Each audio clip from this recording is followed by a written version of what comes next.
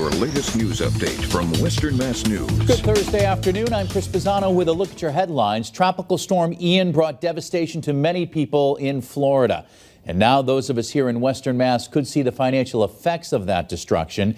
Insurance experts say home insurance rates nationwide could go up. And while we may not see increases right away, soon enough, some of us may see higher bills to adjust for the money insurance companies have to pay out because of the hurricane.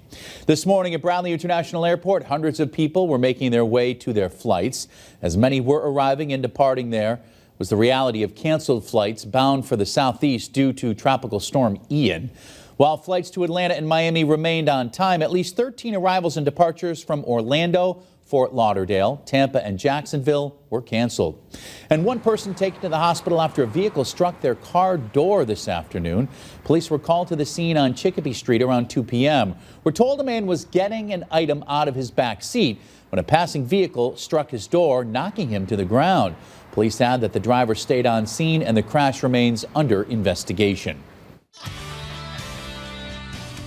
I'm First Alert meteorologist Don Maher. After a cool day today with some clouds around, we'll see mostly clear to partly cloudy skies as we head on into the evening and into the overnight. It's going to be a chilly night. In fact, some of the cooler spots tonight in Berkshire County could dip down into the lower 30s. Could be a little bit of patchy frost as well. There is a frost advisory for Berkshire County as we head on into the overnight. Chilly start as we get going tomorrow. Some high thin clouds are going to mix in as we head through the day tomorrow, but tomorrow is going to be a dry day. Also going to be a bit on the cool side once again tomorrow, with temperatures getting into the lower 60s. And then as we head on into tomorrow night, we're going to be watching the remnants of Ian begin to approach, and that may bring us some showers as we head on into the day on Saturday. High pressure is going to try to keep those remnants at bay, but right now we are going to keep a shower chance in there for the day on Saturday. As those remnants depart, it does turn breezy for Sunday and Monday, but at least we're dry with temperatures in the lower 60s.